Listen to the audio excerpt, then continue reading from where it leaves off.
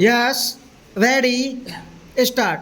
Reproduction and multiplication of books and other things is one of the characteristics of modern age. If someone wrote a book in ancient times, the writer could have only one copy of the handwritten manuscripts if more copies were required. The whole thing had to be rewritten in hand by a scribe, which was an expensive and an arduous job. Today, on the other hand, if we want reproductions of a book or a given event, we have at our disposal not only the printing press but a few other scientific devices. Multiplication of things in the present age appears to be a mere child's play.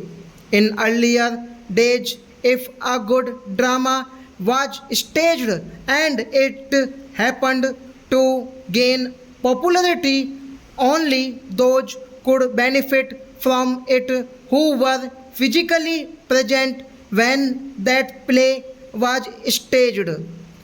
That is because the actors could not manage to be at more than one place at a time. Even if a play was restaged, no one could guarantee that it could be rendered with the same skill and have the same effect on the audience as the original play staged earlier. All that has changed today. Now we can have a play staged simultaneously at several places.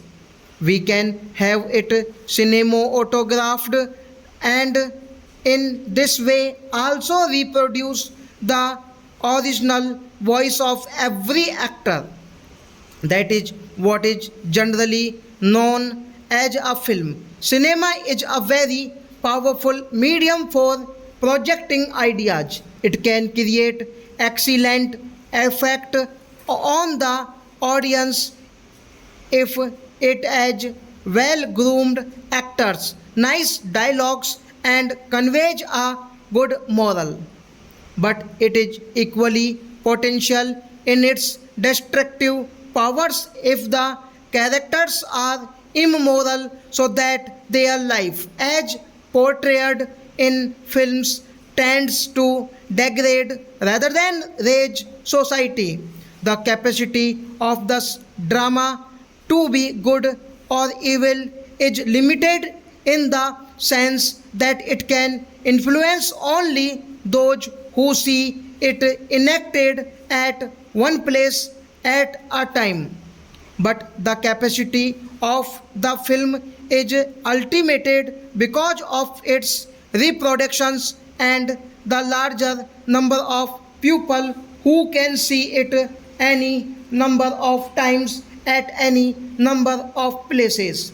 It is therefore very necessary to be cautious in the production and use of society films in order to ensure that they are utilized for the good of society. Broadly speaking, cinema may be said to have three main objectives, namely education, recreation, and propaganda, and these have utmost importance. Stop.